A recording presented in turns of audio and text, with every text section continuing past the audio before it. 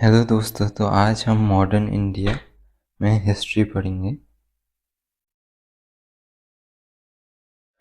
तो हिस्ट्री में सबसे पहले हम पढ़ेंगे एक्सपेंशन ऑफ ब्रिटिश पावर। तो सबसे पहले जो ब्रिटिश पावर थी वो इंडिया में कैसे एक्सपेंड हुई उसके बारे में हम पढ़ेंगे। तो सबसे पहले वो बंगाल में इस्टेब्लिश्ड हुए, फिर मैसूर में, फिर पंजाब में, और ऐसे ऐसे करके उन्होंने अपने एक प्रोविंसेस बनाए थे। तो सबसे पहले बंगाल में एक जो नवाब थे उनका नाम था मुर्शिद कुली खान। तो एक जो नवाब थे उनका नाम था मुर्शिद कुली खान।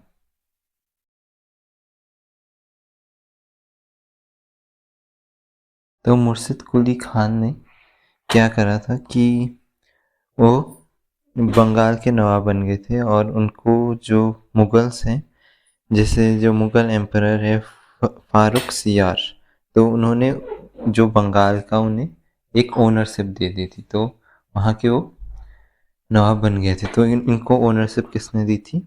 जो बंगाल के जो मुगल एम्परर फारूक सियार थे उन्होंने।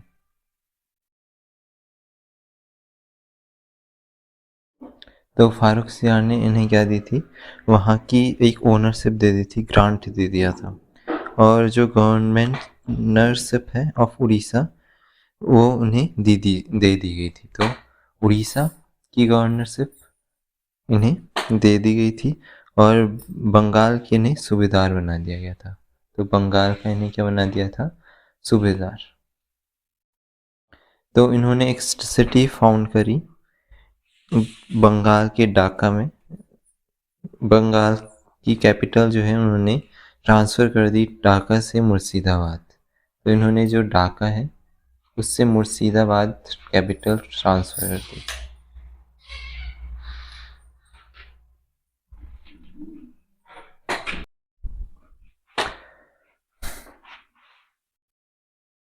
तो जो सन इन लॉ है मुर्शिद कुली खान के, उन वो थे शुजाउद्दौला। तो शुजाउद्दौला को क्या दे दी गई थी?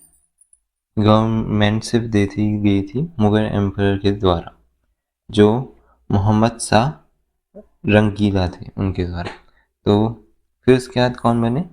शुजाउद्दौला। तो शुजाउद्दीन।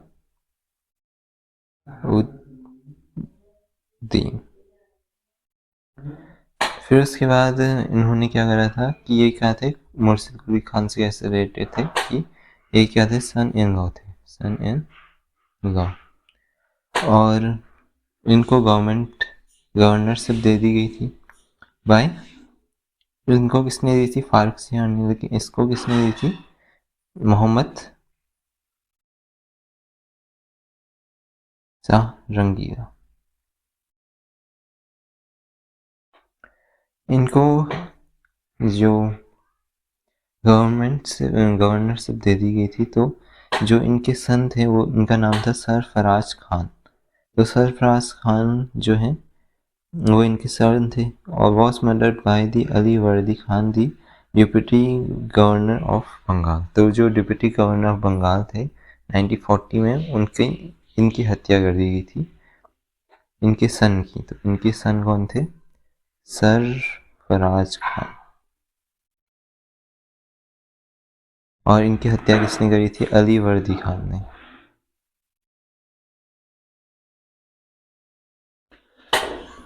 जो क्या थे? Deputy governor of Bihar.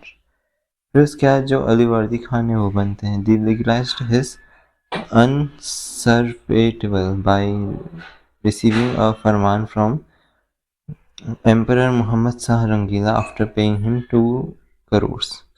तो इन्होंने क्या पे करा? 2 करोड़ पे करे, और उन्होंने लीगलाइज करी उनका अनसरपेशन।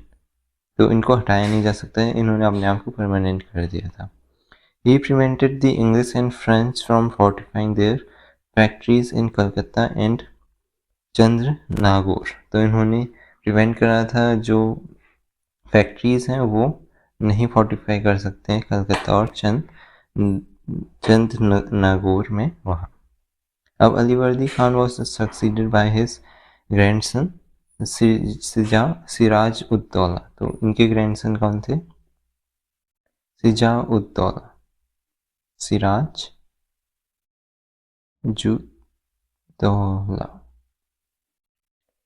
तो सिजा उद्दौला जो थे वो इनके ग्रैंडसन थे। सिजा Uddaulah seized the English factory in Kasim Bazar on 20 June 1956.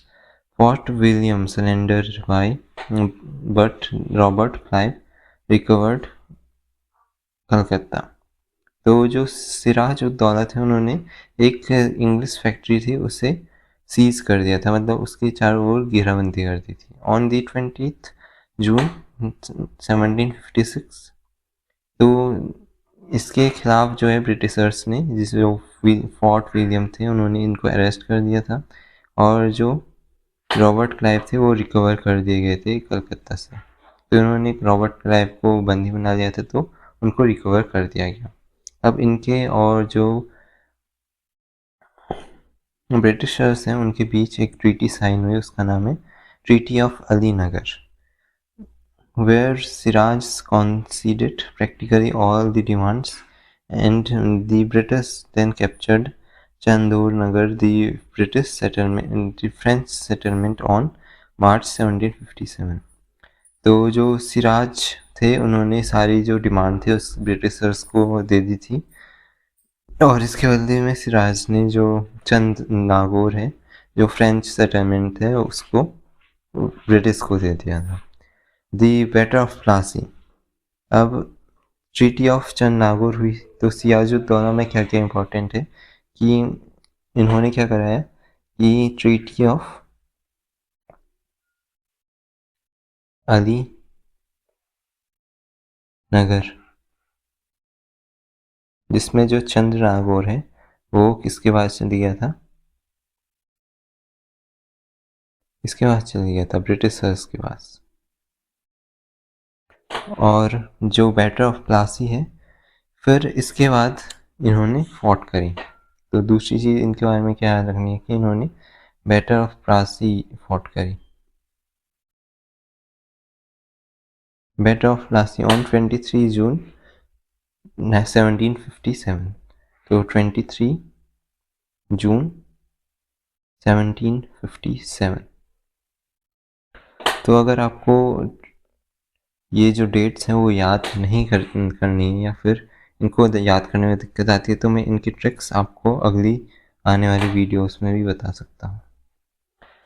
और फिर इसके बाद जो the following the betrayal the Nawab.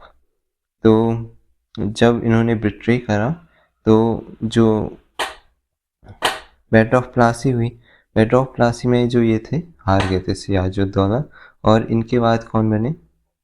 Battle of Plassey के बाद जो मिराज सिराफ थे, मीर जफर थे, वो बने। क्या? मीर जफर।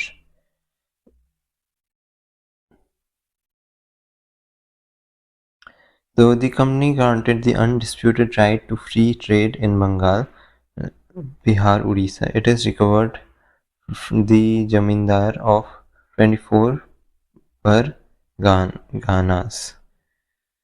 परगना। तो 24 परगना से वो रिसीव करते थे ये सारे जो टैक्सेस हैं। And however they fail into the appears and was forced to abdicate in favor of his son-in-law Mir Qasim. तो इन्होंने अपनी मनमर्जी करनी शुरू करी मीर जफर ने, तो जो इनके सन इन लॉ थे मीर कासिम को बना दिया गया वहाँ का गवर्नरशिप, इनको दे दी गई थी। फिर उसके बाद मीर कासिम जो थे वो और भी चालाक निकले। उन्होंने क्या करा कि जो कैपिटल है उन्होंने शिफ्ट कर दी मुर्शिदाबाद से मनगर, और जो Mir Qasim soon revolted as he was angry with the British for misusing the Skat free duty passes। तो मीर कासिम ने क्या करा कि वो रिवोल्ट करने लगे फॉर मिस यूजिंग। तो जो ब्रिटिशर्स थे उन्होंने उनके दस्तखत ले लिए थे, मतलब उनकी सिग्नेचर ले लिए थे, जिस वजह से जो मीर कासिम थे वो क्या हो गए थे, उनसे एंग्री हो गए थे और उन्होंने फिर से क्या करा कि जो उस समय के जो नवाब ऑफ अवध थे जो थे सुजा उद्दौला, तो सुजा उद्दौला और सिराज उद्दौला में कंफ्यूज मत होना। जो सुजा उद्दौला थे वो क्या है, गवर्नर ऑफ अवध। तो क्या है ये, सुजा उद्दौला। इनकी स्पेलिंग क्या होगी, सी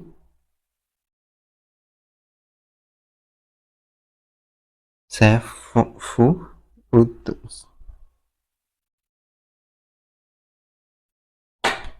सैफुद्दौला नहीं, सुजा उद्दौला, सुजा उद्दौला।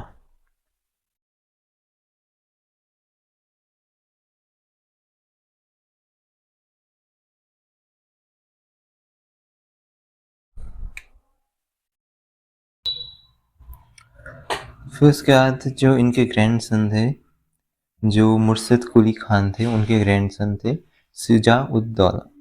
तो उन्हें भी क्या गवर्नरशिप ऑफ,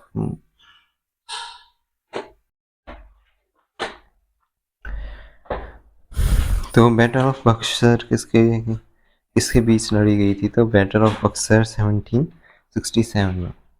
तो बैटल ऑफ बक्सर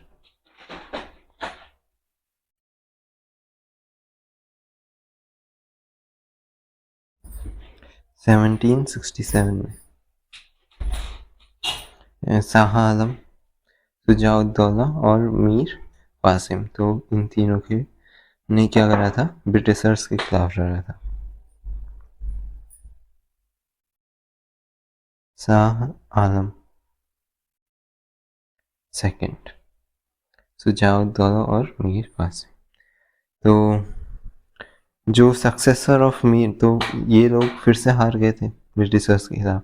तो जो मीर कासिम के बाद जो जो गवर्नर बने वो थे नाजमुद्दौला, सैफुद्दौला एंड मुबारकुद्दौला। तो ये सब वो बने थे। तो इसके बीच में और जो सिराजुद्दौला है उनके बीच में कंफ्यूज नहीं होना, ये तीनों अलग अलग टर्म है। अब जो मीर जफर है, फिर से उन्हें क्या बना दिया गया था, गवर्नरशिप दे दी गई थी आफ्टर मीर कासिम। तो फिर से जो पावर है फिर से मीर जफर के पास चली गई थी। On the Mir Zafar death, his son Nizamuddaulah was placed in the throne and signed a treaty on 20 Feb 1765 by which the Nawab was disbanded most of army and administrator Bengal through deputy subedar nominated by company. तो इसके बाद क्या कर दिया था कि company ने जो भी इंडिपेंडेंट जो भी आर्मी थी और जो एडमिनिस्ट्रेशन था उसको ले लिया गया था वापस उन्होंने, और जो डिप्टी सूबेदार है उसको नॉमिनेट कर लिया गया था और वो उनके जो एडमिनिस्ट्रेशन है उसको देखता था। ठीक है। और Clive concluded two separate treaty of Allahabad with Shah Alam second and Shuja Uddaulah. तो जो क्लाइव थे उन्होंने 2 सेपरेट ट्रीटीज साइन करी ट्रीटी ऑफ इलाहाबाद में, एक शाह आलम सेकंड के साथ और एक सुजा उद्दौला के साथ। सुजा उद्दौला के हैं गवर्नर ऑफ, मतलब जो नवाब ऑफ बंगाल है। ठीक है। और फिर उसके बाद यहाँ पर 1765 से डुअल गवर्नमेंट शुरू होती है। The company acquired both diwani and nizamat right from Nizamuddaulah, the Nawab of Bengal, but the company did not take over the direct administration and revenue collection. और जो वॉरेन हेस्टिंग थे उन्होंने डुअल सिस्टम को जो है वो एंड किया। तो इसमें से क्वेश्चन क्या बन सकता है कि जो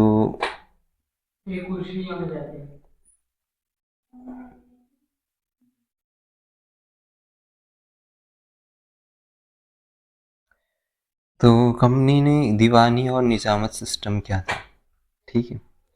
तो डुअल गवर्नमेंट सिस्टम क्या था, तो what is dual government system.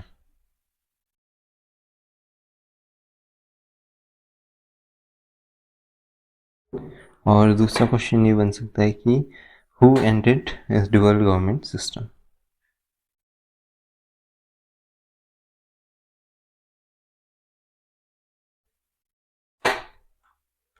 तो एंड किसने करा, वॉरेन हेस्टिंग ने।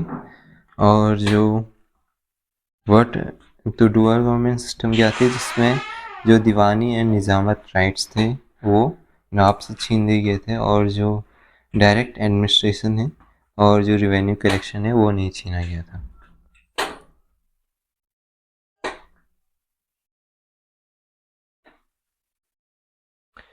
तो ये सब होने के बाद जो लास्ट में जो सन ऑफ मीर जफर है उन्हें बना दिया गया था गवर्नर ऑफ बंगाल, जिनका नाम था निजामुद्दौला। तो क्या था नाम था, निजामुद्दौला,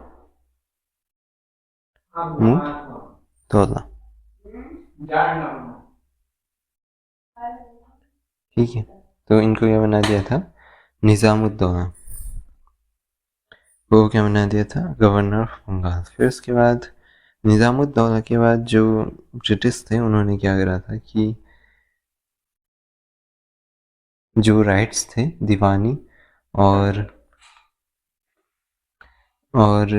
निजामत उसको ले लिया गया था, लेकिन जो डायरेक्ट एडमिनिस्ट्रेशन और जो रिवेन्यू कलेक्शन था उसको निजामुद्दौला को ही रखा था। और इनके साथ एक ट्रीटी साइन हुई थी जिसका नाम है ट्रीटी ऑफ इलाहाबाद। तो ट्रीटी ऑफ इलाहाबाद कब साइन हुई थी, बैटल ऑफ बक्सर के बाद। तो बैटल ऑफ बक्सर के बाद कौन सी ट्रीटी साइन हुई थी, ट्रीटी ऑफ इलाहाबाद। तो इसमें से कुछ क्वेश्चन है जो आपने अब आंसर करने। तो सबसे पहला क्वेश्चन है कि what when the battle of Buxar happen. तो क्या हो जाएगा इसका answer 1767। When the battle of Plassey happen 23 जून 1757। तो ये 57 में और ये 67 में, ठीक है। और जो डुअल सिस्टम क्या होती है, तो डुअल सिस्टम में क्या हो रहा था कि दीवानी और निजामत राइट तो किसके पास है, जो ब्रिटिशर्स के पास है। मतलब कि उन्हें जो अपनी आर्मी है वो रखने का वो नहीं था, और लेकिन जो एडमिनिस्ट्रेशन और रिवेन्यू कलेक्शन था वो जो नवाब है वो कर सकते थे। और इसको एंड किसने करा, जो वॉरेन हेस्टिंग थे उन्होंने करा 1772 में। तो वॉरेन हेस्टिंग ने करा